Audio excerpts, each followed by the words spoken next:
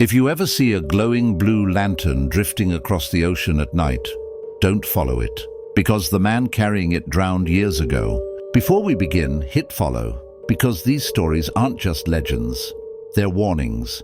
They say it began in a small fishing village along the Philippine coast, a place where the winds speak softly and the waves never forget what they've taken.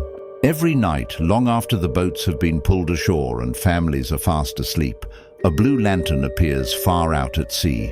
It drifts slowly, perfectly steady, untouched by the waves. The old fishermen whisper that it belongs to Mateo, a kind-hearted man who vanished during a violent typhoon many years ago. His boat was found shattered against the rocks, but his body was never recovered. According to the elders, the sea felt guilty, so it gave him back, not as a man, but as a warning. Those who've stayed late by the shore say they've heard it, a voice calling gently through the fog, soft, almost familiar, like a friend asking you to come closer. But that's how the sea tricks you. One night, a young fisherman named Renan decided he would prove the legend wrong. He took his small boat and followed the lantern as it drifted farther and farther into the open water. No matter how hard he rowed, it always stayed just out of reach, glowing calmly, patiently, like it was waiting. Then the fog rose thick, heavy, silent. Renan said he heard footsteps on the wooden planks of his boat, though he was alone. And then a voice whispered behind him, "Turn back."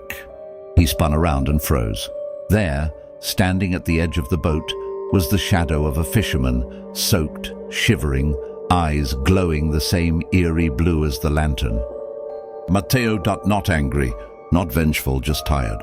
He lifted his lantern, and the ocean around them flashed with the pale faces of others who never made it home, lost fishermen drifting below the surface. Mateo spoke again.